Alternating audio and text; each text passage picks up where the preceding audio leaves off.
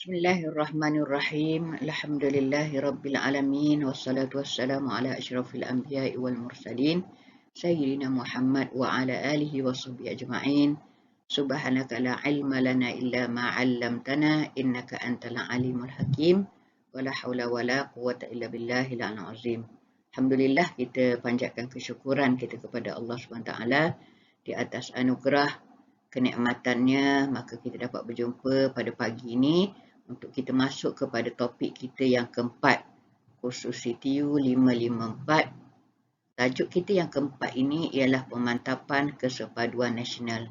Mudah-mudahan kita semua bersedia untuk kita bersama-sama membuka minda kita untuk kita memahami tentang apakah kandungan ataupun kursus ataupun bab yang akan kita bincangkan pada kali ini, iaitu pemantapan kesepaduan nasional. Bismillahirrahmanirrahim. Objektif tajuk keempat ini adalah untuk kita semua memahami proses pemantapan kesepaduan nasional di Malaysia. Hasil pembelajaran topik ini pula ialah yang pertama, membincangkan proses pemantapan kesepaduan sosial di Malaysia, dan yang kedua ialah mengaplikasikan kesepaduan sosial di dalam kalangan rakyat berbilang kaum di negara kita. Malaysia adalah sebuah negara tumpah darah kita. Kita dilahirkan dan dibesarkan di bumi bersejarah ini. Mahu atau tidak mahu, kita mestilah menerima hakikat bahawa penduduk dan rakyat negara kita ini adalah terdiri dari pelbagai etnik yang mempunyai budaya dan cara hidup yang berbeza dengan kita. Kita berbeza dari segi warna kulit, dari segi agama dan kepercayaan, bahasa pertuturan dan pelbagai lagi. Semua pihak perlulah berusaha untuk memastikan kesepaduan wujud dan terus utuh sehinggalah kepada generasi yang seterusnya. Isi kandungan topik kita pada hari ini ialah yang pertama, perpaduan matlamat diidamkan, detik perpaduan, detik perbezaan, kesepaduan tahap dicapai, yang ingin dicapai, kesepaduan nasional, kesepaduan sosial dan juga etos nasional, penyatu paduan, proses yang diusaha, kita melihat apakah yang dimaksudkan dengan etnik, tahap keetnikan, batas etnik dan juga alat penyatu paduan, tawar-menawar, perundingan dan sebagainya. Apakah tahap perpaduan di negara kita pada pandangan pelajar-pelajar sekalian? Adakah dia di peringkat tinggi ataupun di peringkat yang sederhana atau masih lagi di peringkat yang rendah? Kalau kita letakkan tahap perpaduan negara kita di peringkat tinggi, apa hujah kita? Kalau di peringkat sederhana, apa hujah kita dan apa yang patut kita lakukan supaya dia sampai kepada tahap yang tinggi? Kalaulah kita letakkan tahap perpaduan negara kita di peringkat yang rendah, di skala 1 atau 2, apakah usaha-usaha yang sepatutnya dilakukan oleh pihak-pihak yang tertentu termasuk diri kita dalam mengangkat tahap perpaduan negara kita ke arah yang lebih tinggi. Seterusnya ialah kita masuk kepada yang pertama, penyatuan matlamat yang diidamkan. Penyatuan adalah matlamat yang diidamkan, yang kita sama-sama idamkan. Yang dimaksudkan dengan kesepaduan sosial ialah suatu fenomena sosial yang dipacu oleh idaman dan cita-cita yang tinggi dan mendalam terhadap perpaduan yang mempengaruhi anggota masyarakat tersebut, yang natijahnya mereka akan melakukan pelbagai ikhtiar dan jalan yang dianggap sebagai prasyarat untuk mencapai perpaduan. Maknanya, semua rakyat Malaysia menyedari pentingnya kesepaduan dan semua pihak akan berusaha mengikut kemampuan masing-masing menuju ke arah perpaduan tersebut. Mereka juga akan berusaha keras menghindarkan diri dari melakukan sesuatu yang boleh merosakkan perpaduan yang telah pun dibina.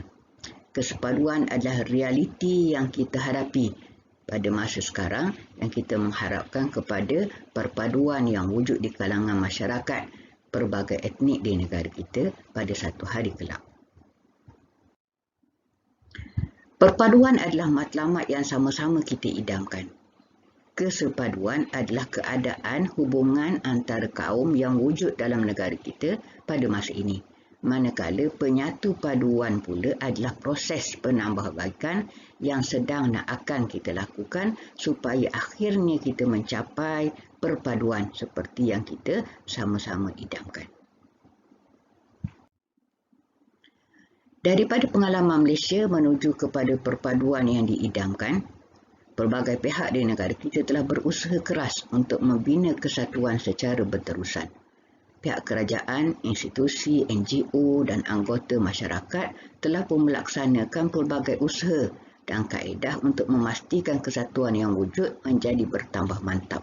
Walau bagaimanapun, pada 13 Mei 1969 telah berlaku satu peristiwa besar yang menggugat keamanan negara. Peristiwa berdarah yang melibatkan kerugian jiwa dan harta. Ia berlaku akibat daripada rasa tidak puas hati yang wujud di dalam jiwa orang Melayu yang merasakan orang-orang Cina telah pun menguasai ekonomi negara. Ia tercetus bila beberapa insiden kecil yang berlaku dengan perarakan kematian seorang Cina menjadi perarakan besar-besaran sehingga kepada insiden membawa penyapu dengan simbolik ingin menyapu orang Melayu daripada Kuala Lumpur. Alhamdulillah, akhirnya peristiwa berdarah ini dapat diselesaikan dalam masa yang singkat. Selepas peristiwa tersebut, pihak kerajaan telah membuat postmortem untuk memperbaiki keadaan dan yang lebih penting, insiden seumpama ini tidak lagi berlaku di negara kita. Justru dalam rancangan Malaysia yang kedua dari tahun 1971 hingga 1975, mulalah diperkenalkan istilah perpaduan yang diguna pakai dalam apa-apa jua projek ataupun agenda kerajaan kerana perpaduan dalam sebuah negara yang rakyatnya pelbagai etnik dan budaya adalah amat penting kerana dia adalah kata kunci kepada keharmonian negara dan juga keutuhan ekonomi negara. Selepas itu pada tahun 2018 diperkenalkan Indeks Perpaduan Nasional IPNAS yang bertujuan untuk mengukur tahap perpaduan dalam kepelbagaian berdasarkan nilai-nilai yang perlu kepada kesepaduan nasional. Bila kita kembali kepada sejarah mencari kesatuan yang telah pun dilalui oleh negara kita, kita dulu disatukan di bawah Kesultanan Melayu Melaka. Kemudian selepas penjajahan Portugis, Belanda dan Inggeris, kita telah dipisah-pisahkan menjadi negeri-negeri selat, negeri-negeri tidak bersekutu dan negeri-negeri bersekutu, Sabah dan Sarawak. Dengan pembentukan Persekutuan Tanah Melayu pada 1948, bermulalah kesatuan di dalam sebuah negara yang menuju kepada kemerdekaan pada 1957 dan seterusnya pembentukan negara Malaysia dengan kemasukan Sabah dan Sarawak pada 16 September 1963. Inilah yang dikatakan Malaysia dulunya adalah sebuah jigsaw puzzle yang tercantum menjadi sebuah negara merdeka yang mempunyai rakyat berbilang etnik dan budaya.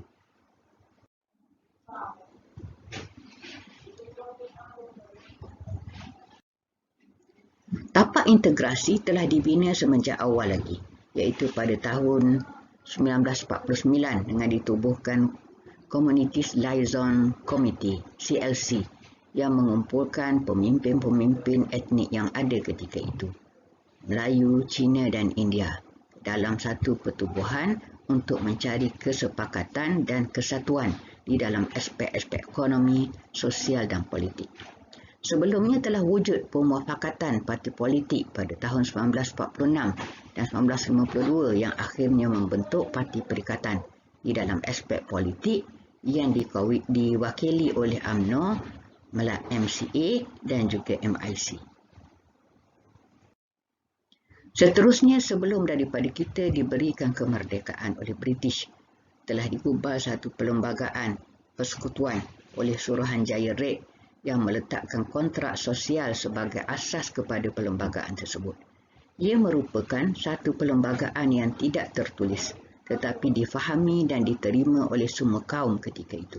Selepas daripada kemerdekaan, banyak perkara telah diwujudkan dan diinstitusikan untuk dijadikan sebagai simbol dan struktur kesatuan, seperti yang di Pertuan Agong, bendera Malaysia yang kita namakan sebagai Jalur Gemilang, Lagu Negaraku, Rukun Negara, Dasar Pendidikan Kebangsaan, Bahasa Kebangsaan dan lain-lain lagi. Berbagai usaha telah dilakukan untuk memastikan rakyat Malaysia yang terdiri dari pelbagai etnik dan budaya ini boleh saling bertoleransi dan bekerjasama untuk memastikan keharmonian yang kita miliki bersama pada hari ini dapat dikekalkan dan diteruskan kepada generasi yang akan datang. Seperti yang Ustazah telah sebutkan sebelum ini, kesatuan yang kita pupuk sekian lama akhirnya kecundang jua dengan berlakunya peristiwa berdarah 13 Mei 1969. Peristiwa 13 Mei 1969 ialah insiden rusuhan kaum yang berlaku dan kemuncak kepada masalah perpaduan di Malaysia.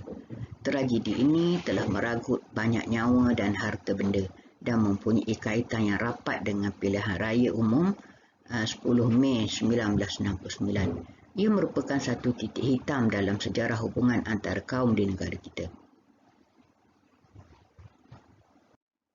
Justru kerajaan tidak berdiam diri, terus bermesyuarat dan mengatur strategi bagi memastikan peristiwa hitam ini tidak lagi berulang.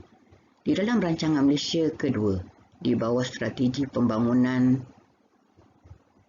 baharu, kerajaan telah menggariskan perpaduan negara adalah matlamat yang penting sekali bagi negara ini. Masa ini, negara berada di peringkat pembangunan ekonomi dan sosial yang mustahak bagi menitik beratkan penyatuan sosial, pembahagian pendapatan yang lebih seimbang dan peluang untuk perpaduan dan kemajuan negara. Langkah-langkah menuju kepada perpaduan adalah teras kepada dasar ekonomi baharu.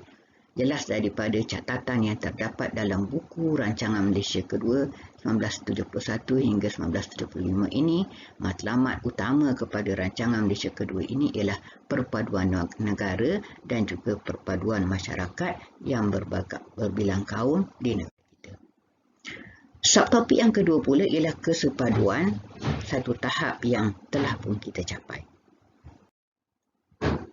Kesepaduan bermaksud keadaan aman, stabil, makmur dan sejahtera yang dicapai walaupun diakui masih terdapat perbezaan dalam bentuk defisit sosial yang wujud dalam sesebuah masyarakat.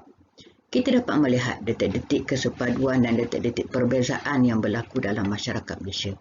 Wujudnya suasana kesatuan seperti pergaulan di pasar, mengadakan majlis perkahwinan, tempat makan, sokongan dalam sukan, memberikan bantuan ketika bencana, mengunjungi tempat percutian, menikmati cuti umum, pelbagai perayaan, hadir menonton filem di pawagam dan sebagainya. Detik perkahwinan, ketika majlis perkahwinan pasti dijemput sahabat handai, jiran taulan dan juga rakan sekerja walaupun mereka daripada etnik yang berbeza. Begitu juga dalam aspek kesihatan, masing-masing berganding bahu untuk menjaga kesihatan rakyat tanpa mengira kaum. Ketika seorang doktor mengobati seorang pesakit, dia tidak akan menolak sekiranya pesakit tersebut terdiri daripada etnik yang berbeza daripadanya. Begitu juga ketika menderma darah, tidaklah ditetapkan kepada etnik manakah darah yang didermakan itu akan diberikan. Di aspek sukan, jelas ketara kesepaduan yang dimiliki apabila sokongan tetap diberikan walaupun kepada pemain yang berbeza etniknya atas nama Malaysia. Ketika Datuk Lee Chong Wei memenangi pertandingan badminton, pasti kita etnik Melayu juga berbangga dengan kemenangan tersebut. Itu adalah perpaduan di dalam aspek kesukanan yang ditunjukkan oleh seluruh rakyat Malaysia. Begitu juga dengan makanan di Malaysia. Malaysia kaya dengan pelbagai jenis makanan daripada etnik yang berbeza dan masing-masing sudah boleh menerimanya sebagai makanan kegemaran. Lihat sahaja di seluruh kedai mamak di seluruh negara kita yang menjual roti canai, tosi, mi mamak, capati dan lain-lain. Dikunjungi saban hari oleh etnik Melayu dan juga etnik lainnya. Lihat juga kepada masyarakat etnik Cina, makanan etnik Cina seperti nasi ayam, wipau dan lain-lain yang juga digemari oleh sebahagian dari etnik Melayu dan juga India. Begitu juga nasi lemak, makanan tradisi orang Melayu yang menjadi kegemaran orang Cina dan India di negara kita. Amalan gotong royong yang menjadi budaya rakyat Malaysia biasanya akan menggabungkan masyarakat setempat untuk bersama-sama membersihkan kawasan penempatan mereka. Kebiasaannya semua penduduk setempat akan bersama-sama melaksanakannya tanpa mengira etnik dan budaya. Ini adalah kerana menjaga kebersihan adalah tanggungjawab bersama yang perlu dipikul untuk memastikan kawasan penempatan mereka bersih dan terhindar daripada penyakit berjangkit dan sebagainya. Jom kita tengok video bagaimana kesatuan membentuk masyarakat yang saling membantu dan menghormati. Saudara Abby Liu, seorang mualaf Cina, telah membantu ramai orang tanpa mengira bangsa dan agama. Sikap inilah yang mahu kita pupuk ke dalam masyarakat agar saling membantu di antara satu sama lain di samping adanya sifat hormat menghormati.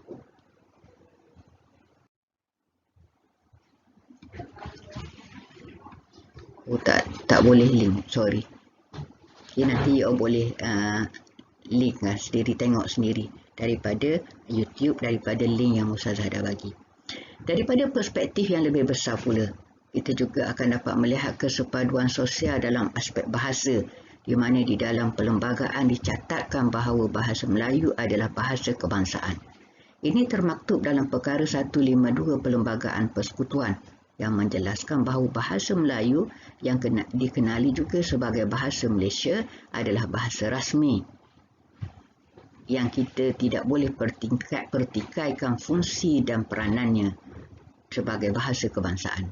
Kedudukan bahasa Melayu adalah bahasa rasmi dimantapkan lagi dengan Akta Bahasa Kebangsaan 1967. Kepentingannya sebagai bahasa ilmu yang menjadi medium pengajaran dan pembelajaran telah membawa kepada pewartaan Akta Pendidikan 1961. Pindaan 1996. Namun pada masa yang sama, masyarakat pelbagai kaum di Malaysia bebas menggunakan bahasa lain seperti bahasa Mandarin oleh orang Cina dan bahasa Tamil oleh orang India. Sewajarnya sebagai seorang rakyat Malaysia, kita mampu untuk menguasai bahasa Melayu kerana bahasa ini akan jadi bahasa penghubung di antara semua rakyat Malaysia. Daripada aspek politik pula, sejak daripada sebelum merdeka sudah ada parti perikatan yang menggabungkan UMNO sebagai wakil daripada orang Melayu, MCA wakil daripada orang Cina dan MIC sebagai wakil daripada orang India. Selepas itu parti perikatan ditukar pula kepada Barisan Nasional yang menggabungkan lebih banyak lagi parti-parti komponen pelbagai etnik termasuklah daripada Sabah dan Sarawak. Selepas itu wujud juga penggabungan parti-parti untuk memenangi pilihan raya, termasuklah yang terbaru parti-parti politik pembangkang dari pelbagai etnik telah membentuk Pakatan Harapan. Akhirnya memenangi PRU ke-14 tanpa pertumpahan darah dan membentuk kerajaan dalam tahun 2018. Kesepaduan sosial dalam aspek etnisiti telah wujud di dalam negara kita dalam pelbagai dimensi seperti yang telah disebutkan sebelum ini dari segi kesukanan, makanan, gotong royong dan sebagainya. Ada lagi satu video yang Ustazah bagi link dekat sini yang menunjukkan bagaimana orang-orang Cina di Kelantan yang telah pun terasimilasi dengan orang-orang Melayu di Kelantan dari segi pertuturannya, pakaiannya dan juga pemakanannya. Pelajar-pelajar semua boleh melihat dengan pergi kepada link ini untuk melihat bagaimana keadaan yang saya sebutkan tadi. Seterusnya kita dapat melihat detik-detik perbezaan juga wujud di negara kita.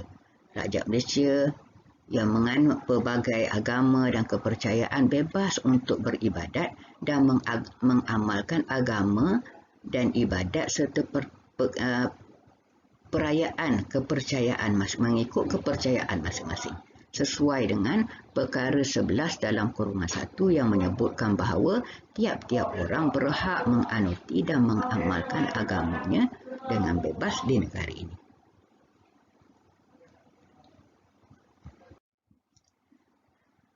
Subtopik yang ketiga ialah kesepaduan, satu proses yang diusahakan. Penyatu paduan ialah usaha berterusan pada peringkat semua lapisan masyarakat untuk menyelesaikan defisit sosial berwahanakan kepada prinsip tawar-menawar, perundingan dan juga mediasi. Apakah elemen yang paling penting untuk membolehkan usaha menyelesaikan defisit sosial ini daripada terus mendalam? Memanglah yang terlibat adalah manusia yang terdiri dari pelbagai etnik, jadi faktor utamanya adalah manusia itu sendiri. Terdapat berbagai sikap manusia yang sebenarnya yang perlu diubah dalam usaha untuk menyelesaikan permasalahan defisit sosial yang berlaku dalam sesuatu masyarakat, termasuklah negara kita. Di antara sikap ataupun tanggapan manusia yang wujud ialah racism, ethnocentrism, prejudice, stereotype, diskriminasi, di mana kita akan melihatnya satu persatu secara ringkas selepas ini.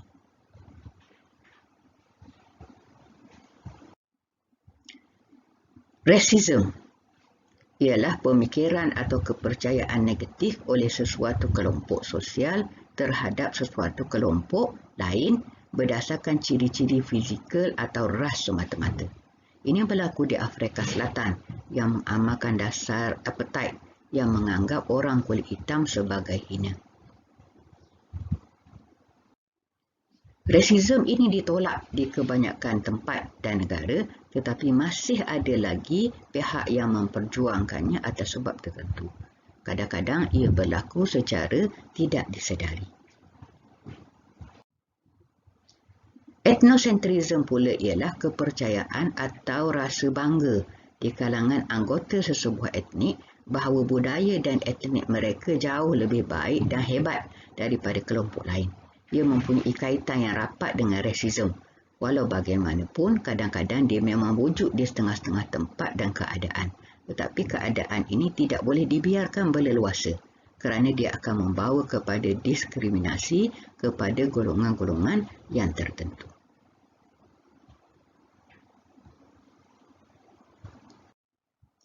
Prejudis pula ialah pandangan negatif mengenai ahli kelompok etnik lain. Sama ada ia tersemat di dalam hati ataupun terluah secara sengaja ataupun tidak sengaja.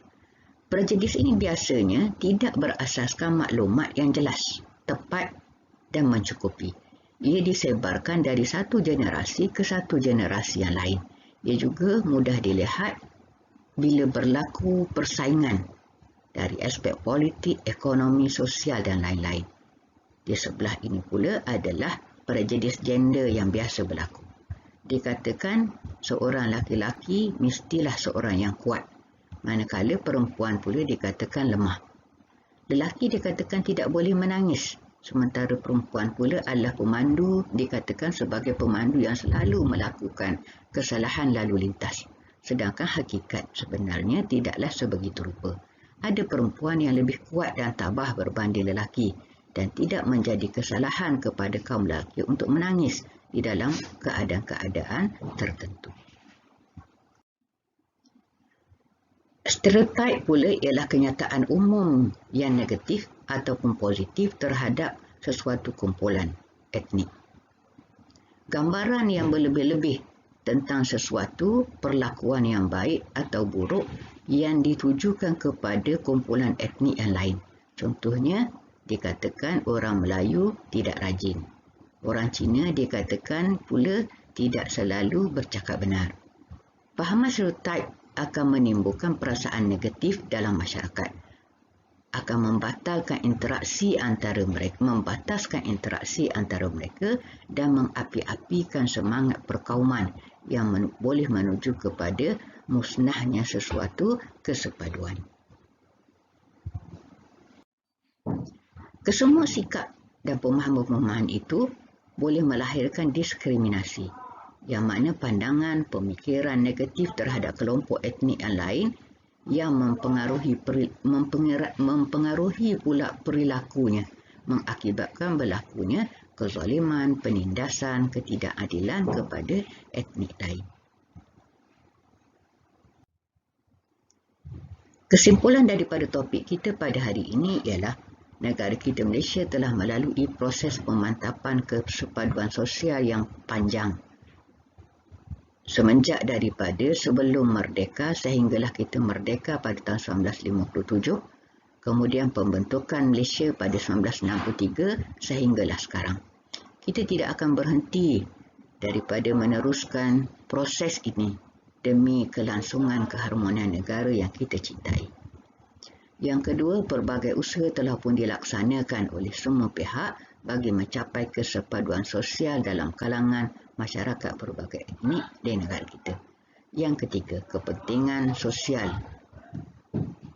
memerlukan semua pihak berusaha ke arah kesepaduan negara kita demi untuk kebaikan dan maslahah bersama. Semua orang sukakan, cintakan kesepaduan. Semua orang bencikan kepada keganasan. Ayuh kita sama-sama memupuk diri kita, masyarakat kita supaya kita selalu melaksanakan apa-apa bentuk yang boleh menyatu padukan kita dan menghindarkan daripada perkara-perkara yang boleh merosakkan hubungan sesama kita. Terima kasih. Wallahu a'lam. Apa-apa yang baik itu datangnya daripada Allah, yang tidak baik itu datang daripada kelemahan, kekurangan usaha sendiri. Saya pohon keampunan Allah dan kemaafan daripada semua. Wabillahi taufiq wal hidayah.